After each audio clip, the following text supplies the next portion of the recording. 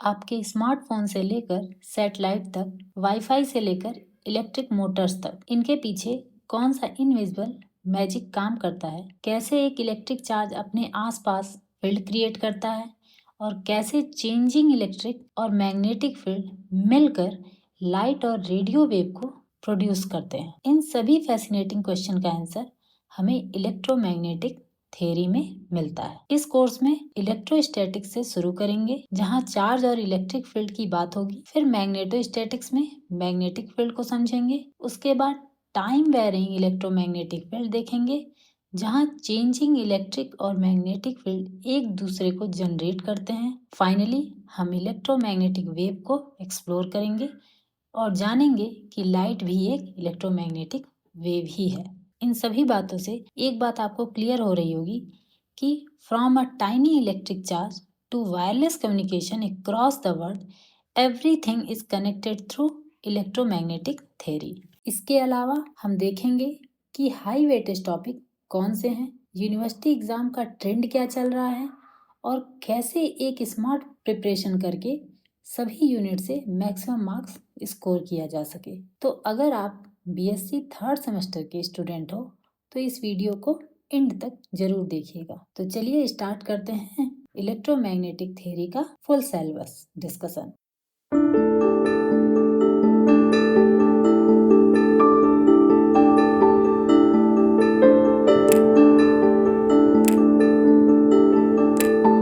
Hello everyone, welcome back to our channel science with us. सबसे पहले इस video में हम ये आपको एक्सप्लेन कर दें कि यहाँ पर हम कौन कौन सी टॉपिक कवर करेंगे। मेरे कहने का मतलब ये है कि इस वीडियो के इनिशियल में ही हमने बता दिया है यहाँ पर कि हम कौन कौन से टॉपिक को डिटेल में कवर करेंगे, ताकि आपको सिलेबस के साथ साथ सारे कोर्स स्ट्रक्चर का भी पता चलता रहे। तो इस वीडियो में हमारे जो जो टॉपिक कवर होंगे उसमें मेरा फर्स्ट टॉपिक होगा बीएससी सेकेंड ईयर का कोर्स स्ट्रक्चर कैसा होता है, इसे डिटेल में पढ़ेंगे हम लोग। नेक्स्ट होगा सिलेबस कैसा है यहाँ का। नेक्स्ट टॉपिक होगा how is the exam pattern, आपके यहाँ का एग्जाम पैटर्न क्या चल रहा है, किसी भी यूनिवर्सिटी या कॉलेज जहाँ भी आप एडमिशन लिए वहाँ पे एग्जाम पैटर्न इस वक्त कैसा चल रहा है, इसकी डिटेल दी जाएगी। नेक्स्ट दिया जाएगा when is the exam conducted, exam कब कब कंडक्ट होते हैं आपके यूनिवर्सिटी में। नेक्स्ट दिया जाएगा what is the minimum marks required to pass, आपको एग्जाम में मिनिमम कितने मार्क्स चाहिए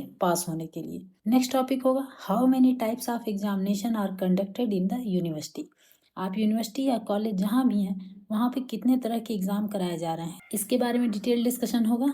नेक्स्ट होगा how are marks distributed for the type of exam conducted at the university, अब ये जितने तरह के एग्जाम आपके यहाँ कराए जा रहे हैं उसमें जो मार्क्स हैं उनको भी अलग अलग तरीके से डिस्ट्रीब्यूट किया गया है, उसके बारे में भी यहाँ आपको डिटेल जानकारी मिल जाएगी। और लास्ट टॉपिक होगा what should be your preparation strategy for passing a BSc exam, आपको बीएससी एग्ज़ाम पास करने के लिए क्या आपकी प्रिपरेशन स्ट्रेटेजी होनी चाहिए पास करने के लिए, अगर आप टॉप करना चाहते हैं तो टॉप करने के लिए जिस भी क्राइटेरिया में आप अपने आप को रखते हैं। तो चलते हैं अब इस वीडियो के हर एक टॉपिक को हम एक्सप्लेन करते हैं। तो हमारा सबसे पहला टॉपिक है BSc second year course structure, यानी बीएससी सेकेंड ईयर का कोर्स स्ट्रक्चर कैसा बनाया गया है। अगर आप फर्स्ट ईयर पास आउट हैं तभी आप सेकेंड ईयर के सिलेबस को देखने आए हैं, इट मीन्स कि आपको ऑलरेडी पता होगा कि बीएससी का कोर्स स्ट्रक्चर कैसे बनाया जाता है। लेकिन आप अब सेकेंड ईयर में आए तो सेकेंड ईयर का भी कोर्स स्ट्रक्चर सिलेबस शुरू करने से पहले या उसको आगे बढ़ाने से पहले आपको जानना जरूरी है। तो आपको पता है कि जब आप बीएससी सेकेंड ईयर में आ जाते हैं तो फिर आपके वही 2 सेमेस्टर मिलेंगे, एक होगा ऑड सेमेस्टर और एक होगा इवन सेमेस्टर। जो ऑड सेमेस्टर है उसमें थर्ड सेमेस्टर आएगा और इवन सेमेस्टर में फोर्थ सेमेस्टर आएगा। फोर्थ सेमेस्टर की बात हम अभी नहीं करेंगे क्योंकि अभी जो है आपका ऑड सेमेस्टर चल रहा है, इट मीन्स आप थर्ड सेमेस्टर में होंगे। तो हम जो थर्ड सेमेस्टर के सिलेबस हैं, प्रैक्टिकल है, उनको यहाँ एक्सप्लेन करेंगे। जब आप इवन सेमेस्टर में जाएंगे तो आपको हम इवन सेमेस्टर का जब सिलेबस पढ़ाएंगे तो वहाँ इवन सेमेस्टर को एक्सप्लेन करेंगे। ओके, तो यहाँ पे आप जब थर्ड सेमेस्टर में आते हैं तो आपको यहाँ पे 2 पेपर मिलते हैं। पहला पेपर है इलेक्ट्रोमैग्नेटिक थ्योरी एंड ऑप्टिक्स, ये आपका एक कंबाइंड पेपर है, और दूसरा यहाँ पे होगा प्रैक्टिकल। जो पहला पेपर है उसमें 2 सब्जेक्ट हैं, ध्यान दीजिए। तो मैंने लिखा है part A and part B. Electromagnetic theory part A में दी जाएगी, ऑप्टिक्स पार्ट बी में होगा। लेकिन जब पेपर बनता है तो इन दोनों को कंबाइंड करके बनता है और ये टोटल कितने मार्क्स से बन जाते हैं, वो आगे हम आपको नेक्स्ट टॉपिक में एक्सप्लेन कर देंगे। ठीक है, तो यहाँ पे आप एक कंबाइंड आपका पेपर आता है जिसमें इलेक्ट्रोमैग्नेटिक थ्योरी और ऑप्टिक्स दोनों के क्वेश्चन आपको मिलेंगे। मैंने ऑप्टिक्स का सिलेबस एक्सप्लेन कर दिया है और आपको चैनल पे मिल जाएगा। अब यहाँ पे मैं इलेक्ट्रोमैग्नेटिक थ्योरी का सिलेबस आगे एक्सप्लेन करूँगी। ओके, और दूसरा पेपर जो आपका होगा प्रैक्टिकल होगा, जो आपका स्कूल आपको कराता है। नेक्स्ट टॉपिक है आपका important information of course and exam. अब आपका कोर्स कैसा है और वहाँ एग्ज़ाम किस हिसाब से होते हैं, इन सब की डिटेल यहाँ पे हमने बताई है। तो सबसे पहले हमने बताया है कि सिलेबस डिटेल डिस्कशन। तो मैंने आपको बताया है कि ये जो वीडियो है ये स्पेशली इलेक्ट्रोमैग्नेटिक थ्योरी के सिलेबस डिस्कशन के लिए मैंने बनाई है। ओके, तो यहाँ पे इलेक्ट्रोमैग्नेटिक थ्योरी का सिलेबस डिस्कशन किया जाएगा। नेक्स्ट टॉपिक है how is the exam pattern. आपके यहाँ का एग्ज़ाम पैटर्न क्या होता है? तो आपके यहाँ दो तरह के एग्ज़ाम होते हैं, एक होता है रिटन और नेक्स्ट होता है MCQ। रिटन आपका ऑड सेमेस्टर में होता है, अभी जो रूल चल रहा है, और MCQ इवन सेमेस्टर में होता है। तो अभी आप ऑड सेमेस्टर में आ गए होंगे, तो इसलिए अब इस साल आपका क्या होगा, इस सेमेस्टर में क्या होगा, आपका रिटन एग्जाम होगा। नेक्स्ट टॉपिक है when is the exam conducted. Exam कब कंडक्ट होते हैं? तो आपके यहाँ एग्जाम ईयर में 2 टाइम्स होते हैं। एक बार जो होते हैं वो इवन सेमेस्टर के लिए होते हैं और जो नेक्स्ट होता है ऑड सेमेस्टर के लिए। अभी आप ऑड सेमेस्टर में, तो ऑड सेमेस्टर का एग्जाम आपका दिसंबर और जनवरी में होता है। दिसंबर से शुरुआत होती है और मिड जैन तक आपका पेपर फिनिश हो जाता है। नेक्स्ट टॉपिक है what is the minimum marks required to pass. आपको अपने एग्जाम में पास होने के लिए मिनिमम मार्क्स कितने चाहिए? तो 33% मिनिमम मार्क्स होना चाहिए। ध्यान रखिए 33% मैंने लिखा है, 33 नंबर नहीं लिखा है। ओके, नेक्स्ट क्वेश्चन पे चलते हैं। How many types of examination are conducted in the university. University कितने तरह के एग्जाम साल में कराती है? तो ईयर में आपके 2 तरह के एग्जाम होते हैं, एक होता है मिड टर्म एग्जाम और एक होता है semester exam. Mid term exam ये कम्प्लीटली टीचर्स पे डिपेंड होता है और सेमेस्टर एग्जाम एक तरह से एक्सटर्नल एग्जाम की तरह होता है। ठीक है, इसी में आपका रिटर्न होता है semester exam. Okay, next topic है how are marks distributed for the type of exam conducted at the university. कितने तरह के मार्क्स डिस्ट्रीब्यूटेड होते हैं? तो मैंने पहले ही कहा है जो मिड टर्म एग्जाम होता है वो कम्प्लीटली आपके टीचर्स पे डिपेंड होता है। तो ये जो इसमें 25 मार्क्स है यही आपके मिड टर्म के नंबर्स होते हैं और जो 75 मार्क्स हैं ये सेमेस्टर के नंबर होते हैं। ठीक है, ये जो 25 मार्क्स हैं मिड टर्म में ये आपको कैसे मिलते हैं? नंबर आपको डिस्ट्रीब्यूट किए गए रहते हैं। 5 मार्क्स मान लीजिए प्रैक्टिकल के हो गए, 10 मार्क्स वाइवा के हो गए और 5 मार्क्स आपके अटेंडेंस के हो गए। इस तरह से वो 25 मार्क्स मिड टर्म में देते हैं और जो सेमेस्टर एग्जाम होते हैं वो 75 मार्क्स के होते हैं, जो आपके सब्जेक्ट की थ्योरी आप कैसा एग्जाम में लिख के आ रहे हैं उस पर आपको मिलता है। एंड लास्ट टॉपिक है what should be your preparation strategy. तो आपके प्रिपरेशन के लिए या आपके पढ़ने के लिए 2 चीज़ें सबसे ज़्यादा ज़रूरी होती हैं। पहला, लेक्चर आपके पास हो और आपके पास नोट्स और आप उसको रिवीजन भी कर लें। तो आपको लेक्चर भी यहाँ से मिल जाएगा साइंस विदास के चैनल से और फ्री नोट्स भी आपको साइंस विदास के चैनल से मिल जाएगा और रिवीजन भी एग्ज़ाम के टाइम में आपको करा दिया जाएगा। तो यानी आपकी प्रिपरेशन स्ट्रेटेजी यही होनी चाहिए कि आप साइंस विदास के चैनल को सब्सक्राइब कीजिए और यहाँ पे आपको लेक्चर और नोट्स फुल्ली फ्री मिलेंगे। अब हम अपने सबसे मेन टॉपिक पे आते हैं। यहाँ पे हमें जिसका सिलेबस डिस्कशन करना है, तो हमें BSc सेकेंड ईयर के 3rd सेमेस्टर का सिलेबस डिस्कशन करना है और जो कोर्स टाइटल है, जिस टॉपिक जिस सिलेबस को हमको डिस्कशन करना है उसकी जो कोर्स टाइटल है वो है इलेक्ट्रोमैग्नेटिक थ्योरी। इसी का हमको सिलेबस डिस्कशन करना है यहाँ पे। तो इलेक्ट्रोमैग्नेटिक थ्योरी के सिलेबस डिस्कशन में हम आपको सबसे पहले ये बता दें कि जो आपका सिलेबस है उसको 4 यूनिट में डिवाइड किया गया है।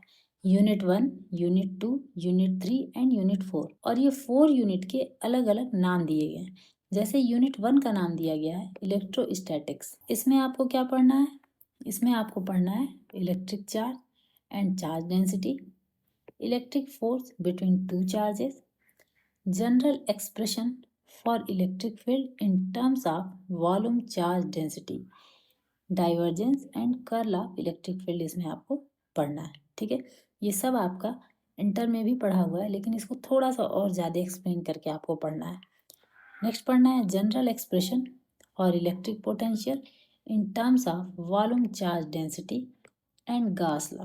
ठीक है, इसके एप्लीकेशन भी पढ़ने हैं, एप्लीकेशन इंक्लूडेड है इसमें। ठीक, नेक्स्ट टॉपिक आपको पढ़ना है study of electric dipole, electric field in matter, polarisation, auxiliary field D, electric displacement इसमें, and last topic electric susceptibility and permittivity, जो कि इम्पोर्टेंट टॉपिक है। तो ये इतने टॉपिक आपको इलेक्ट्रोस्टैटिक्स में पढ़ने हैं, ठीक है। और इसके लेक्चर हम धीरे धीरे अपलोड करेंगे। ध्यान रखिए एक बात और, इलेक्ट्रोमैग्नेटिक थ्योरी की जो क्लासेस है वो मैं नहीं लूँगी, हमारे एक कलीग लेंगे। तो वो मैं यहाँ बस सिलेबस डिस्कशन कर रही हूँ क्योंकि वो इस वक्त अवेलेबल नहीं है, लेकिन जो इसकी क्लासेस है वो हमारे कलीग लेंगे, ठीक है। तो वो आपको इसको फुल कंप्लीट करा देंगे। जो हमारा नेक्स्ट यूनिट है यूनिट 2, इसका नाम डिसाइड किया गया मैग्नेटोस्टैटिक्स, यानी यहाँ मैग्नेटिक से रिलेटेड आपको सारे टॉपिक पढ़ने हैं। जिसमें पहला टॉपिक है electric current and current density. Next है magnetic force between two current element. Next है general expression for magnetic field in terms of volume, current density, divergence and curl of magnetic field. अब आपको पढ़ने से ऐसा लग रहा हो जैसे मैं इलेक्ट्रोस्टैटिक्स का ही सिलेबस दोबारा पढ़ रही हूँ, नहीं, ये ध्यान दीजिए, ये सारे मैग्नेटो में आपको पढ़ने हैं, ओके। नेक्स्ट है general expression for magnetic potential in terms of volume, current density and ampere circuital law, important है। इसमें आपको सारे एप्लीकेशन भी इसके इंक्लूड करने हैं। नेक्स्ट है स्टडी ऑफ मैग्नेटिक डाइपोल, इसमें गिलबर्ट एंड एम्पियर मॉडल पढ़ना है आपको। नेक्स्ट है मैग्नेटिक फील्ड इन मैटर पढ़ना है, मैग्नेटाइजेशन क्या होता है, ऑक्सिलरी फील्ड एच क्या होती है, मैग्नेटिक ससेप्सिबिलिटी एंड परमेबिलिटी क्या होती है। इलेक्ट्रोस्टैटिक में आपको इलेक्ट्रिक ससेप्सिबिलिटी और परमेबिलिटी पढ़ना है, यहाँ पे आपको मैग्नेटिक का पढ़ना है, ओके। तो ये आपका यूनिट 2 का सिलेबस है। सिलेबस बहुत बड़ा नहीं है, लेकिन हाँ इतना छोटा भी नहीं है कि इसको तुरंत खत्म कर दिया जाए, ठीक है। टाइम लगेगा, लेकिन आपको पूरा सिलेबस आपके एग्जाम से पहले मिल जाएगा चैनल पे। नेक्स्ट यूनिट है यूनिट 3, और इसका नाम दिया गया है टाइम वेरिंग इलेक्ट्रोमैग्नेटिक फील्ड। इसमें आपको क्या क्या पढ़ना है, इसमें पढ़ना है Faraday law of electromagnetic induction and Lenz law. Next पढ़ना है डिस्प्लेसमेंट करंट, इंपॉर्टेंट है। नेक्स्ट है equation of continuity and Maxwell ampere circuital law. Next है सेल्फ एंड म्यूचुअल इंडक्शन, इसके आपको एप्लीकेशन इंक्लूडेड हैं, ठीक है, ये सारे डिटेल में पढ़ने हैं। Next derivation and physical significance of Maxwell equation, theory and working of moving coil ballistic galvanometer, most important, इससे बहुत से क्वेश्चन आते हैं, एप्लीकेशन इंक्लूडेड है इसमें। तो ये आपका यूनिट 3 का है सिलेबस। ये छोटा सिलेबस है, इसमें डेरिवेशन भी आपको कम मिलेंगे, लेकिन थ्योरी इसकी ज़्यादा है, जितनी भी है उसमें थ्योरी आपको ज़्यादा मिलेगी, ओके। क्या इंपॉर्टेंट है क्या नहीं इंपॉर्टेंट है, जब हमारे कलीग आपको पढ़ाएंगे उस वक्त वो बताते चलेंगे कि ये आपके लिए ज़्यादा इंपॉर्टेंट है, और ये थोड़ा कम भी पढ़ के जाएंगे तो काम चल जाएगा। नेक्स्ट और लास्ट यूनिट है आपके सिलेबस डिस्कशन का यूनिट 4, इसका नाम दिया गया इलेक्ट्रोमैग्नेटिक वेव। इसमें आपको क्या क्या पढ़ना है, इसमें पढ़ना है electromagnetic energy density and Poynting vector, most important. Next है plane electromagnetic wave in linear infinite dielectrics, homogeneous and inhomogeneous plane, wave and dispersive and non-dispersive media, reflection and refraction of homogeneous plane electromagnetic wave, law of reflection, Snell's law, fractional formula, only for normal incidence and optical frequency के लिए पढ़ना है ये, and last Stokes law. इसमें जितने topic दिए गए हैं ये सारे इंपॉर्टेंट हैं, और इसको बहुत ही अच्छे से हमारे कलीग आपको एक्सप्लेन करेंगे विथ नोट्स, ओके। तो उनके लेक्चर आप ध्यान से पढ़िएगा, ओके। तो यहाँ तक आपका यूनिट 4 ख़त्म होता है, और यही आपका इलेक्ट्रोमैग्नेटिक थ्योरी का सिलेबस है। तो आज के लिए सिर्फ इतना है। अगर आप हमारे चैनल पे फर्स्ट टाइम आए हैं, और अगर ये सिलेबस डिस्कशन आपने देखा है और यहाँ तक अगर आप पहुँच आए हैं, तो हम उम्मीद करते हैं कि आपको हमारा सिलेबस डिस्कशन का एक्सप्लेनेशन पसंद आया होगा, और आपको लग रहा होगा कि यहाँ पे लेक्चर आपको अच्छे से प्रोवाइड कराए जाएंगे। तो हमारे चैनल को ज़रूर सब्सक्राइब कीजिए। हमें टेलीग्राम पे भी ज्वाइन कर सकते हैं, हमें इंस्टाग्राम और फेसबुक पे भी आप फॉलो कर सकते हैं, ओके। हम सभी सोशल मीडिया पे एक्टिव हैं। आप जहाँ भी हमें कमेंट करते हैं, हम उसके रिप्लाई 24 आवर्स में आपको दे देंगे, ओके। और ये चैनल आप अपने कलीग में जो बीएससी के स्टूडेंट हैं उनके बीच में शेयर कर सकते हैं, या और भी अलग सब्जेक्ट अलग कोर्सेज के स्टूडेंट हैं उनमें भी इसे शेयर कर सकते हैं। क्यों? क्योंकि बहुत से टॉपिक होते हैं जो बीटेक में पढ़ा दिए जाते हैं, बीएससी में पढ़ा दिए जाते हैं, और वो यहाँ से मैच कर रहे हैं, ठीक है। तो आप उनमें भी इसे शेयर कर सकते हैं, और हमारे चैनल को सब्सक्राइब करा सकते हैं, ओके। तो आज के लिए बस इतना ही। Thank you, bye.